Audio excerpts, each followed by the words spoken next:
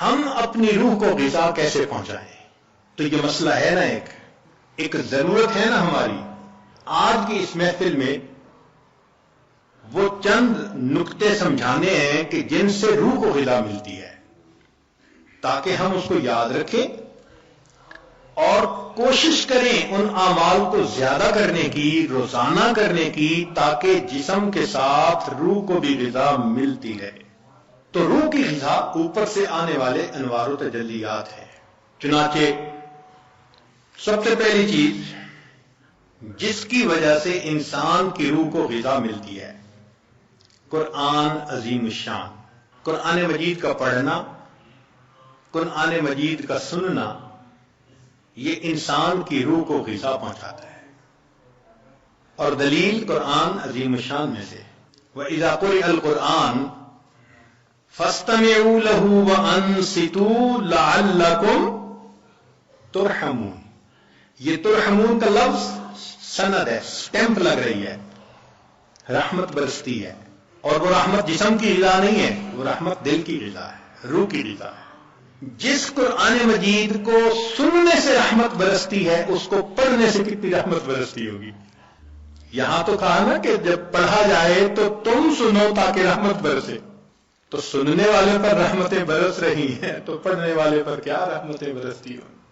تو اس کا مطلب یہ کہ ہم روزانہ فجر کی نماز پڑھا کریں، تو پھر سورہ یاسین پڑھا کریں، قرآن مجید پڑھا کریں، فوراً اپنی روح کو ناشتہ کروانے کی کوشش کیا کریں۔ اس لیے ابن تیمیہ رحمۃ اللہ علیہ فجر کے بعد اشراق تک مسجد میں بیٹھے رہتے تھے۔ لوگ کہتے تھے کیا وجہ ہے، آپ نے ناشتہ نہیں کرنا؟ تو وہ فرماتے تھے کہ تم اپنے جسموں کو ناشتہ کروا رہے ہو، میں بیٹھا اپنی روح کو ناشتہ کروا رہا ہوں۔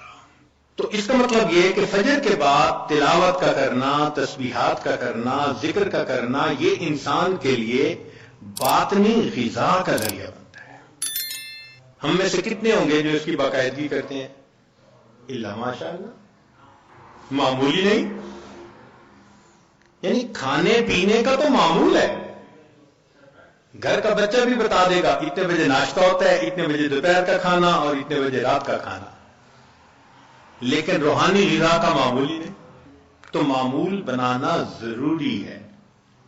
جتنے لوگ اولیاء بنے اس دنیا میں، یہ وہ لوگ تھے جو معمولات کرتے تھے باقاعدگی کے ساتھ، تب ان کو وہ نعمت ملی۔ اتفاقاً نہیں کوئی ولی بن جاتا، اس کے پیچھے محنت ہوتی ہے، تب اللہ کی رحمت متوجہ ہوتی ہے۔ تو معلوم ہوا کہ ہم تہجد میں اٹھیں، فجر سے پہلے یا فجر کے بعد، اس نیت سے یہ اعمال کریں کہ یہ چیز ہمارے لیے روح کی غذا بنے گی۔ ہمارے اکابر جب دن کے کام کاج سے فارغ ہوتے تھے تو مصلی پہ آ جاتے تھے، رات گزار دیتے تھے مصلی کے اوپر۔ ان کو رات کے اندھیرے کا اس طرح انتظار ہوتا تھا جس طرح دلہا کو دلہن سے ملنے کے لیے رات کا انتظار ہوا کرتا تھا، ایسے وہ رات کے منتظر رہا کرتے تھے۔ عشاء کے وضو سے فجر کی نماز پڑھنا، رات کا بیشتر حصہ نوافل میں کھڑے رہنا، حتیٰ کہ ہمسائے کے لڑکے بچے ان کو چھت کے اوپر ایک مینارہ سمجھا کرتے تھے، تو اتنا تو وہ اللہ کی یاد کیا کرتے تھے نا، قرآن پڑھا کرتے تھے۔ اور ہمارے قریب کے زمانے کے بزرگوں کا معمول ایک منزل روزانہ کا۔ اس عاجز کے والد صاحب حافظ نہیں تھے، مگر پوری زندگی ایک منزل روزانہ پڑھنا ان کا معمول تھا۔ ہم نے بچپن سے لے کے اپنے بال سفید ہونے تک اپنے والد کو ہر جمعرات کو ختم قرآن کرتے دیکھا ہے، ہر جمعرات کو ان کا ختم ہوتا تھا، ناظرہ پڑھتے تھے، تو معمول تھے ان کے۔ ہم بھی سوچیں اس کے اوپر کہ ہمارا بھی کوئی دن قرآن مجید کی تلاوت کے بغیر نہ گزرے۔ زیادہ نہیں کر سکتے تو چلو تھوڑا صحیح، مگر کرے تو صحیح نا۔ یہ تو نہیں کہ کئی دن گزر جاتے ہیں قرآن مجید کئی گھروں میں کھولنے والا ایک بھی نہیں ہوتا۔ اخبار روز پڑھا جاتا ہے، ٹی وی روز دیکھا جاتا ہے اور انٹرنیٹ کی مصیبت تو 24 گھنٹے کھلی رہتی ہے. اگر نہیں کھلتا اللہ کا قرآن. تو اپنی روح کو غذا پہنچانے کے لیے ہمیں قرآن مجید کی تلاوت کا معمول روزانہ لازماً پورا کرنا چاہیے. بس یہ نیت کریں کہ ناشتہ چھوٹتا ہے تو چھوٹ جائے، قرآن مجید کا معمول نہ چھوٹے ہمارا، اس پابندی کے ساتھ. اچھا صبح نہیں پڑھ سکے تو شام پڑھ لیں. نبی علیہ الصلوۃ والسلام کی تو ماشاءاللہ سنت ہی یہی ہے. کچھ صورتیں ہیں جو صبح پڑھنا مسنون ہے، کچھ ظہر کے بعد، کچھ مغرب کے بعد، کچھ عشاء کے بعد سونے سے پہلے. حدیث پاک میں آتا ہے نبی علیہ السلام سونے سے پہلے سورہ ملک پڑھا کرتے تھے. یہ کیا چیز تھی؟ جیسے آپ کچھ دیر کے بعد نا کینڈی کھا رہے ہوتے ہیں، بسکٹ کھا رہے ہوتے ہیں، فلاں چیز کا، یہ اسی طرح ہے کہ معمول ساتھ ساتھ چلتا رہتا ہے، روح کو غذا ملتی رہتی ہے. تو جتنی مسنون صورتیں ہیں یاد کریں اور ان کو دن کے مختلف اوقات میں پڑھنے کی عادت بنا لیں، از خود غذا ملتی جائے گی. اور جو حافظ قرآن ہوں ان پر تو اللہ کی خاص رحمت، وہ اپنی منزل کے حساب سے پڑھیں. ہمارے اکابر تو ایک ایک آیت پڑھتے تھے، پوری رات گزار دیتے تھے. پہلے یہ بات ذرا عجیب لگتی تھی کہ ایک آیت پڑھتے پوری رات. پھر ایک چیز نکل آئی جس کا نام ہے چنگم. ہم نے بعض بچوں کو دیکھا کہ جتنی دیر بیٹھے ہیں منہ چل رہا ہے. پوچھا بھائی یہ کیا مسئلہ ہے؟ کہنے لگے جی بس یہ چنگم ہے، اس کو چبانے میں مزہ آتا ہے. بھائی اگر ایک ایک گھنٹہ ایک ہی چیز کو چبانے کا مزہ یہ پا رہے ہیں تو ہمارے اکابر بھی ایک ایک آیت کو بار بار پڑھ کر کندے مقرر کا مزہ لیا کرتے ہیں. ان کو بھی مزہ آتا تھا. تو پہلی چیز جس سے ہم نے اپنی روح کو غذا پہنچانی ہے وہ کیا چیز ہے؟ قرآن مجید کی تلاوت کرنا. صرف ثواب کی نیت نہیں ہونی، ثواب تو ملے گا، یہ بھی نیت ہونی ہے کہ میں نے اس کو آداب کے ساتھ، توجہ کے ساتھ اس طرح پڑھنا ہے کہ اللہ کی رحمتیں برسیں اور میرے دل کی ظلمت کو دھو دیں. دوسری چیز جس سے کہ انسان کے اوپر اللہ کی رحمت برستی ہے اس کو کہتے ہیں استغفار. استغفر اللہ ربی من کل ذنب واتوب الیہ. قرآن مجید میں اللہ رب العزت نے حکم فرمایا واستغفر اللہ، استغفار کرو.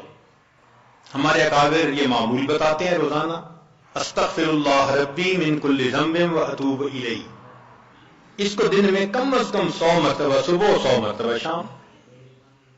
زیادہ وقت ہو تو 200 مرتبہ بھی پڑھ سکتے ہیں. مگر جب پڑھ رہے ہوں تو ذرا اپنے گناہوں پر ندامت بھی دل میں محسوس کریں. یہ نہ ہو کہ زبان پہ استغفار چل رہا ہے اور دل میں گناہوں کے خیال چل رہے ہیں. رابعہ بصریہ رحمۃ اللہ علیہ فرماتی تھی استغفارنا یحتاج الی استغفار، کہ ہم ایسا استغفار کرتے ہیں کہ اس کے اوپر ہمیں استغفار کرنے کی ضرورت ہے. صبح برکف، توبہ برلب، دل پر از لطف گناہ. ہاتھ میں تسبیح، زبان پہ توبہ اور دل گناہ کی لذت میں پڑا ہوا ہے. معصیت را خن میں آیت بر استغفار ما، میرے استغفار کے اوپر تو گناہ بھی کھڑا ہنس رہا ہے. تو ایسا استغفار نہ ہو. صحیح ندامت کے ساتھ ہم استغفار پڑھیں تو اللہ تعالیٰ کی رحمت برسے گی. دلیل قرآن عظیم الشان، بات پکی. اللہ رب العزت شاہ فرماتے ہیں لولا تستغفرون اللہ لعلکم ترحمون. قرآن کی آیت. اگر یہ استغفار کرتے تو کیا ہوتا؟ اللہ تعالیٰ رحمت برساتے. تو اس کا مطلب ہے یہ گارنٹیڈ بات ہے کہ استغفار کرنے سے اللہ تعالیٰ کی رحمت برستی ہے، انسان کے روح کو غذا ملتی ہے۔ پھر تیسری چیز جس سے کہ اللہ تعالیٰ کی طرف سے رحمت اترتی ہے، درود شریف کا پڑھنا۔ حدیث مبارکہ میں آتا ہے جو شخص ایک دفعہ درود شریف پڑھتا ہے اللہ تعالیٰ 10 رحمتیں اتارتے ہیں۔ تو 10 رحمتوں کا اترنا اس بات کی دلیل کہ روح کو غذا ملتی ہے، نور اترتا ہے انسان کے اوپر۔ ہمارے مشائخ نے فرمایا کہ 100 مرتبہ صبح اور 100 مرتبہ شام، کم از کم اتنا تو درود شریف ضروری پڑھ لیں۔ ایک صحابی رضی اللہ عنہ پوچھتے ہیں اللہ کے نبی صلی اللہ علیہ وسلم میں کتنا درود شریف پڑھوں؟ فرمایا زیادہ پڑھ، چوتھا حصہ زیادہ پڑھو گے تو فائدہ زیادہ۔ اللہ کے نبی صلی اللہ علیہ وسلم آدھا حصہ، بھائی زیادہ پڑھو گے تو زیادہ فائدہ، 3 حصے، فرمایا اور زیادہ تو 4 حصے۔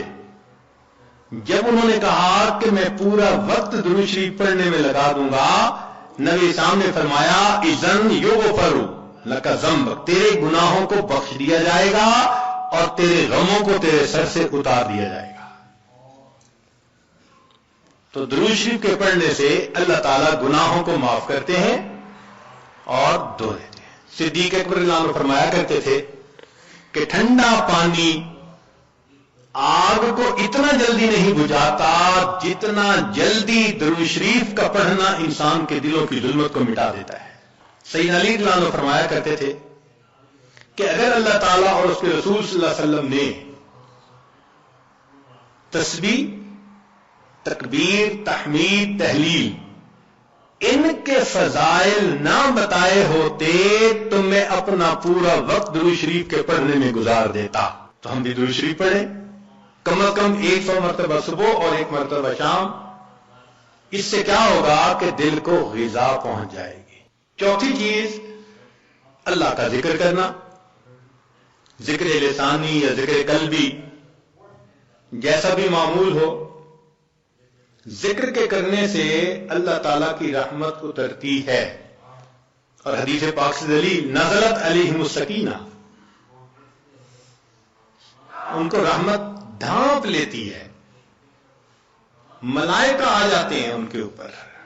یہاں لوگ مل بیٹھتے ہیں مختلف جگہوں سے آئے ہوئے اللہ کو یاد کرنے کے لیے، تو ذکر کرنے سے سکینہ کا نازل ہونا بھی اس بات کی دلیل کہ انسان کے دل کو غذا ملتی ہے۔ ذکر سے ذات کی محبت بھی پیدا ہوتی ہے۔ جتنا جس چیز کا تذکرہ زیادہ کریں اتنا اسے محبت ہوتی ہے۔ تو کثرت ذکر کا حکم اس لیے کہ اس سے اللہ رب العزت کی محبت انسان کے دل میں بڑھتی ہے۔ یہ نغمہ فصل گل و لالا کا نہیں پابند، بہار ہو کے خزاں لا الہ الا اللہ۔ ہمیشہ ذکر کرنا ہے، ہر وقت کرنا ہے۔ موسموں کے بدلنے کا اس پہ اثر نہیں ہوتا، اس لیے ہمارے اکابر صبح شام کا کچھ وقت تھا جس میں تنہائی میں بیٹھ کے اللہ کا ذکر کثرت کے ساتھ کیا کرتے تھے۔ پھر 5ویں چیز جس سے کہ انسان کے اوپر رحمت اترتی ہے وہ ہے اتباع سنت۔ جتنا ہر عمل سنت کے مطابق ہوتا جائے گا اتنا اللہ کی رحمت ہم پہ برستی جائے گی۔ جتنا ہر عمل سنت کے مطابق، اس لیے ہمارے سلسلہ آگے نقشبندیہ میں بیعت ہونے کے بعد پہلا کام یہی بتاتے ہیں، ہر کام کو سنت کے مطابق کرنا ہے۔ سر کے بالوں سے لے کے پاؤں کے ناخنوں تک اپنے آپ کو سنت کے مطابق ڈھالنا ہے۔ کیوں؟ ایک تو اجر ہے، ایک قرب ہے، اللہ کی محبوبیت ملتی ہے، اور تیسرا یہ چیز انسان کے روح کی غذا بھی ہے۔ دلیل قرآن عظیم الشان میں سے ارشاد فرمایا اطیعوا اللہ والرسول لعلکم ترحمون، اللہ اور اس کے رسول کی اطاعت کرو تو کیا ہوگا؟ تمہارے اوپر رحمت برسے گی۔ تو اتباع سنت سے بھی انسان پر رحمت برستی ہے۔ پھر 6ٹھی چیز اہل اللہ کی صحبت اختیار کرنا۔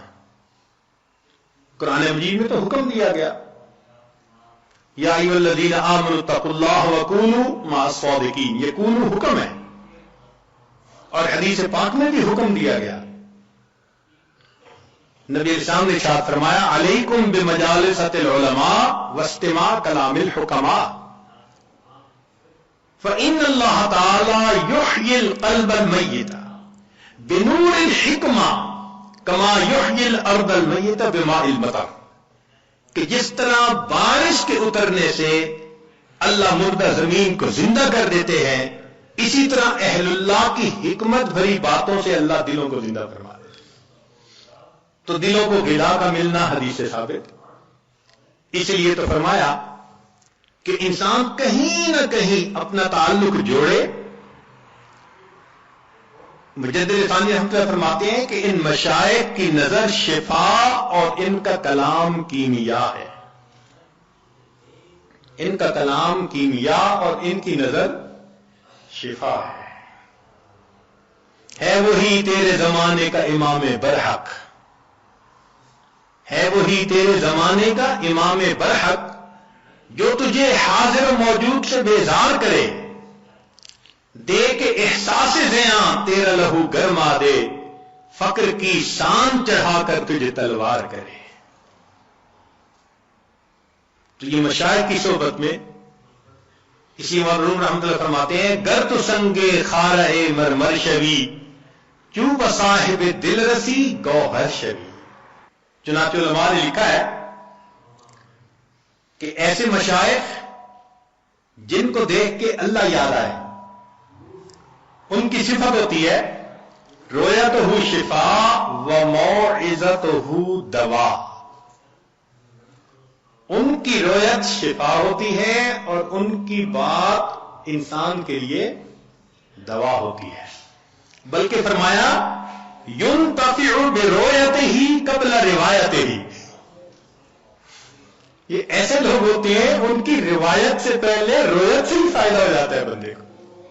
सातवीं चीज जिससे कि इंसान के दिल पर नूर उतरता है वो है तकवा को इख्तियार करना। इसलिए हमारे मशाइख जहां इत्तिबाए सुन्नत का तलकीन करते हैं, वहां साथ गुनाहों से बचने का भी हुक्म देते हैं। भाई गुनाहों से अपने आप को बचाओ, और गुनाहों से बचना, मुश्तबिहात से बचना, इसी का नाम तकवा है। जितना तकवा इख्तियार करेंगे उतना अल्लाह की रहमत बरसेगी। जी, तकवा इख्तियार करने से भी रहमत बरसती है। वो कैसे? दलील कुरान अजीम शान, कुरान मजीद की आयत है। अल्लाह इरशाद फरमाते हैं वत्तकुल्लाह लअल्लकुम तुरहमून, तुम तकवा इख्तियार करो, तुम पर रहमतें बरसाई जाएंगी। तो तकवा के इख्तियार करने से भी रहमत बरसी। इसलिए ये महीना रहमत का महीना क्यों कहलाता है? इसलिए कि ये माह सियाम है, और सियाम का असल मकसद क्या है? लअल्लकुम तत्तकून, और तकवा से रहमत बरसती है। इसलिए इसको शहरुर रहमा कहा, शहरुल गुफरान कहा, हदीस मुबारक में शहरुन अजीम कहा इस शहर, इस महीने को। और हम तो सिर्फ रमजान की बरकतें अगर ले पाए तो बड़ी बात। हमारे मशाइख तो पूरी जिंदगी इसी तरतीब पे गुजारते थे। फरमाते थे अद्दुनिया यौम वलना फीहा सौ, दुनिया एक दिन की है और हमने इस एक दिन में रोजा रखा हुआ है। यानी गुनाहों से बचने का रोजा, ये मकसद था उनका। पूरी जिंदगी इसी तरह गुजार देते थे। इसलिए फरमाया लिस्साइम फरहतान, रोजादार के लिए दो खुशियां होती हैं। फरहतुन इंदल इफ्तार, एक तो इफ्तार के वक्त खुशी, व फरहतुन इंदल लिकाइर रहमान, जब रहमान से मिलेंगे उस वक्त भी खुशी होगी। इसलिए यह रमजान का महीना इंसान के दिल को मुनव्वर कर देता है। जाहिर में तो नजर आता है कि जी भूखा रहना पड़ेगा, मगर कहां भूखा रहना पड़ता है? अगर ओवरऑल देखें तो रमजान में इंसान ज्यादा खाता है। اور جتنی نعمتیں رمضان میں ملتی ہیں باقی مہینے میں تو ملتی ہی نہیں ہے، مگر رمضان المبارک میں واقعی روزہ دار پر اللہ کی رحمت برستی ہے۔ پھر 9ویں چیز کہ انسان اللہ رب العزت سے دعا بھی مانگے، یہ اعمال بھی کرے اور ان اعمال کو کر کے اللہ تعالی سے دعا بھی مانگے۔ اے اللہ میرے دل کو منور فرما دیجئے، میرے دل کو غذا پہنچا دیجئے، میری روح کو منور کر دیجئے۔ اور یہ چیز حدیث پاک سے ثابت ہے۔ نبی علیہ السلام جب فجر کی سنتیں ادا فرما کے مسجد میں تشریف لے جاتے تھے تو حدیث پاک میں ہے کہ راستے میں نبی علیہ السلام دعا مانگتے تھے، اللہم اجعل فی قلبی نورا وفی بصری نورا وفی سمعی نورا وعن یمینی نورا وعن شمالی نورا ومن خلفی نورا ومن امامی نورا واجعل لی نورا، اللہ مجھے ہی نور بنا دے۔ اب یہ دیکھیے کتنی اہم بات ہے، ہم میں سے کتنوں کا معمول ہے اس دعا کو پڑھنا؟ الا ماشاء اللہ، بہت کم لوگ ہوں گے جو باقاعدہ پڑھتے ہوں گے۔ اللہ کے حبیب صلی اللہ علیہ وسلم نے تو ہمارے لیے یہ دعا سکھائی ہمیں، دنوں پہ دن گزر جاتے ہیں، مہینوں پہ مہینے یہ دعا مانگی نہیں ہوتی۔ اللہ کے حبیب صلی اللہ علیہ وسلم دعا مانگ رہے ہیں، اللہم اجعلنی، اللہ مجھے ہی نور بنا دے۔ آج وقت ہے اس نور کو حاصل کرنے کا۔ اگر دنیا میں اس نور کو حاصل نہ کیا تو پھر قیامت کے دن پریشانی ہوگی۔ اس لیے جو نیک کام کرتا ہے، شریعت و سنت کی اتباع کرتا ہے، اللہ تعالیٰ کا قرب حاصل کرتا ہے تقوی کے ذریعے، تو فرمایا افمن کان میتا فاحییناہ، اور وہ جو مردہ تھا اس کو ہم نے زندہ کیا، وجعلنا لہ نور، اور اس کو ہم نے نور عطا کیا، یمشی بہ فی الناس، اس نور کو لے کے وہ انسانوں میں چلتا ہے اور دین کی دعوت کا کام کرتا ہے۔ تو اس نور کو دل میں لینا یہ انتہائی ضروری ہے ہمارے لیے، اور اس نور کو لینے کی جگہ فقط یہ دنیا ہے، اس کے بعد یہ نور نہیں مل سکے گا۔ اس کی مثال یوں سمجھ لیجئے، انسان کے بدن کے بننے کی جگہ ماں کا پیٹ۔ اگر بچہ اس طرح سے پیدا ہو کہ دونوں آنکھیں نہ بن سکیں تو دنیا کا کوئی ڈاکٹر دنیا میں آنکھیں نہیں بنا سکتا اس کی۔ کئی بچوں کی انگلیاں، ان کی گروتھ پوری نہیں ہوتی تو دنیا میں آ کے پوری نہیں ہو سکتی، کیونکہ ماں کا پیٹ اس کی گروتھ کی جگہ ہے۔ اگر پوری ہو گئی تو بہت اچھا، اگر نہیں تو پھر وہ کمی رہے گی۔ یہی حال انسان کی روح کے معاملے کا، کہ روح کے بننے کی جگہ یہ زمین و آسمان کا پیٹ ہے۔ بن گئی روح تو بہت اچھا، نہ بنی تو آگے جا کے نہیں بن سکے گی۔ چنانچہ قیامت کا دن ہوگا تو ایمان والے اپنے نور کو لے کر اللہ کے حضور جائیں گے۔ یوم تری المؤمنین والمؤمنات یسعی نورہم بین ایدیہم وبایمانہم، ایمان والوں کا نور دائیں اور بائیں ان کے سامنے۔ جنہوں نے محنت کی ہوگی، 1000 واٹ کا بلب جیسے جلا ہوتا ہے ایسے ان کا نور ہوگا، اور نور چونکہ پھیلتا ہے تو اس لیے ارد گرد منافق بھی ہوں گے۔ اوپر سے تو بڑے نیک بنتے تھے اور اندر سے غفلت کی زندگی، دورنگی کی زندگی۔ وہ پھر کہیں گے انظرونا نقتبس من نورکم، ذرا ہماری طرف بھی توجہ کیجئے، ہم آپ کے نور سے فائدہ اٹھائیں۔ تو ان کو وہاں کیا کہا جائے گا؟ قیل ارجعوا وراءکم فالتمسوا نورا، جاؤ دنیا میں، یہ نور تو دنیا سے ملا کرتا تھا۔ تو نور ملنے کی جگہ تو یہ دنیا ہے۔ یہ ہماری خوش نصیبی ہے کہ ہم ابھی زندہ ہیں۔ اپنے دلوں کو منور کرنا چاہیں تو ہم دلوں کو منور کر سکتے ہیں۔ جیسے نبی علیہ السلام نے اپنے ایک صحابی کے بارے میں فرمایا، اس کا سینہ تو گلے تک نور سے بھرا ہوا ہے، نور ایمان سے، الا مشاشہ، فرمایا گلے تک اس کا سینہ نور ایمان سے بھرا ہوا ہے۔ ایسے نور ہمارے اندر آ جائے نا تو وہ تو ہم اسی دنیا میں ہی حاصل کر سکتے ہیں۔ اور اگر اس دنیا میں غفلت کی زندگی گزاری، گناہوں کی زندگی گزاری، پھر رب کریم فرماتے ہیں وَمَن لَّمْ يَجْعَلِ اللَّهُ لَهُ نُورًا فما لہو من نور، پھر اس کے لیے نور نہیں ہوگا۔ تو ہم یہاں پر اعتکاف کے لیے جو حاضر ہوئے تو بدن کو غذا پہنچانے کے لیے نہیں، بدن کو غذا تو انسان کو ہمیشہ اپنے دیش میں اپنے گھر میں بہتر پہنچ جاتی ہے، یہاں حاضر ہوئے ہیں اپنی روح کو غذا پہنچانے کے لیے۔ تو آج اس عنوان کو اس لیے ذرا کھولا کہ ہمیں یہاں اعتکاف میں بیٹھنے کا مقصد واضح ہو جائے کہ ہم نے کچھ اعمال کرنے ہیں، پھر اللہ سے مانگنا ہے، اور اس اعتکاف کے دوران اپنے دل کے نور کی اس کمی کو ہم نے پورا کرنا ہے، اور اگر اس کمی کو پورا نہ کر پائے اور زندگی کے وقت گزر گیا، پھر حسرت اور ندامت کے سوا کچھ نہیں ہوگا۔ ذرا سوچئے تو صحیح، قیامت کا وہ دن ہوگا جب انسان روشنی کو تلاش کرتا پھر رہا ہوگا اور اندھیرا ہوگا چاروں طرف، اور پھر اگر حکم دے دیا گیا کہ اس کو لے جاؤ جہنم میں، اللہ اکبر کبیرہ۔ روح البیان تفسیر میں لکھا ہے کہ 10 جانور جنت میں جائیں گے، ایک بقرہ گائے جائے گی جس کو ذبح کرنے کا موسیٰ علیہ السلام کو حکم ہوا تھا، یونس علیہ السلام کی حوت مچھلی، الکبش اسماعیل علیہ السلام کا ان کی جگہ جو مینڈا ذبح ہو گیا تھا وہ بھی جنت میں جائے گا، اجل ابراہیم علیہ السلام کا جس کو وہ بھون کے لائے تھے فرشتوں کو کھلانے کے لیے، نملہ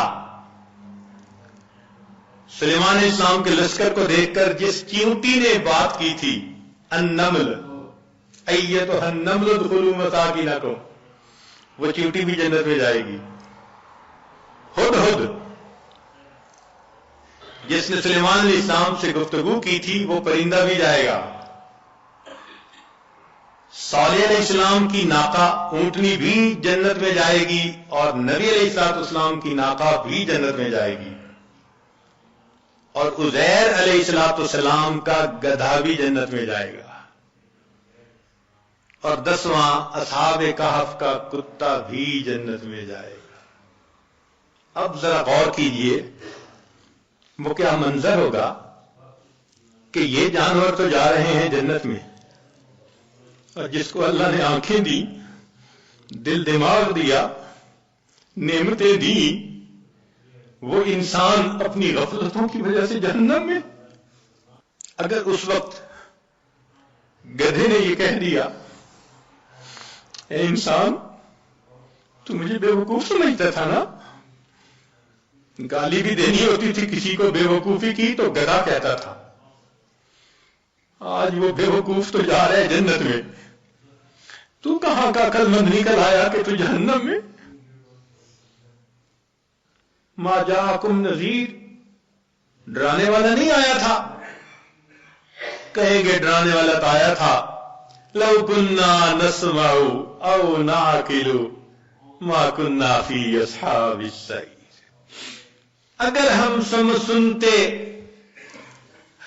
ہماری عقل کی رتی ہوتی ہمارے پاس تو ہم پھر جہنم میں نہ جاتے۔ اس کا مطلب یہ کہ ہم سنتے نہیں، سوچتے نہیں۔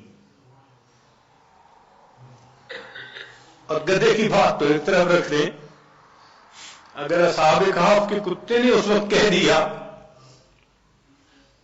کہ تم تو مجھے ذلت کی نظر سے دیکھتے تھے نا، اور میرا نام تو گالی تھا نا، اور میری حالت تو یہ تھی تم خشک ٹکڑا کھلاتے تھے، میں تمہارا در نہیں چھوڑتا تھا، اور تمہیں جو پروردگار روز نعمتیں کھلاتا تھا تمہیں اس کا در یاد نہیں آتا تھا، میں ایک روٹی کی خاطر تمہارے گھر کا ساری رات جاگ کے پہرا دیتا تھا، اور تم اپنے رب کی عبادت کے لیے رات کو 2 نفل پڑھ نہیں سکتے تھے۔ کتا جنت میں جا رہا ہوگا، اور یہ حضرت انسان غفلت کی زندگی گزارنے کے بعد جہنم میں جا رہا۔ چہ جائے کہ وہ وقت آئے جب انسان حسرت کرے اور اس کا علاج کوئی نہ ہو، ہمیں چاہیے کہ آج ہم اس کی حقیقت کو سمجھیں اور جس طرح روح کو اپنے جسم کو غذا پہنچانے کے لیے فکر مند ہیں، ہم اپنی روح کو بھی غذا پہنچانے کے لیے فکر مند ہو جائیں۔ چنانچہ یہ 10 دن کا قیام یہ بہت فکر مند ہو کے گزارنے کی بات ہے۔ باتیں کرنے نہیں آئے، قصے کہانیاں کرنے نہیں آئے، حال احوال سننے نہیں آئے، بہت سنتے رہتے ہیں۔ ہاں، اللہ کو منانے کے لیے آئے ہیں۔ جو گناہوں کے اثرات دل پر ہم آج تک لگا بیٹھے ان کو دھلوانے کے لیے آئے۔ تو اس کا طریقہ یہ ہے کہ جب اجتماعی عمل ہوں تو اس میں جڑیں، جب انفرادی عمل ہوں تو اپنے وقت پہ انفرادی عمل کریں، لیکن ہر بندے کو ایک فکر لگی ہوئی ہو۔ ایک ایک منٹ کو آپ کیش کروانے کی کوشش کریں۔ مسافر کی دعائیں بھی قبول ہوتی ہیں اور مسافر پر اللہ کی رحمت بھی ہوتی ہے۔ تو اعتکاف میں آنے والے مسافر بھی ہیں، اور جب ایک جگہ پر ہوں اور سب اللہ کے حضور متوجہ ہوں تو اللہ کی رحمتیں اور زیادہ متوجہ ہوتی ہیں۔ حدیث پاک میں ہے نا، من بلاد شتیٰ و قبائل شتیٰ، مختلف شہروں سے مختلف قبیلوں کے لوگ جب ایک جگہ آ کر اکٹھے ہوتے ہیں اللہ رب العزت کو یاد کرنے کے لیے، تو فرشتے اتنا اترتے ہیں کہ آسمان تک ان کا تانتا بن جاتا ہے، اور رب کریم اتنا خوش ہوتے ہیں ان سے کہ جب فرشتے واپس جاتے ہیں تو ان سے کارگزاری سنتے ہیں۔ تم نے میرے بندوں کو کس حال میں پایا؟ وہ تو جانتے ہیں مگر ان سے کہلوانا چاہتے ہیں، اور بالآخر فرماتے ہیں کہ اچھا ان کو کہہ دو کہ یہ بخشے بخشائے اپنے گھروں کو چلے جائیں، میں نے ان کے گناہوں کو ان کی نیکیوں میں تبدیل فرما۔ یا اللہ، کچھ تو وہ بھی تھے راستہ گزرنے والے ویسے ہی کھڑے ہو گئے تھے۔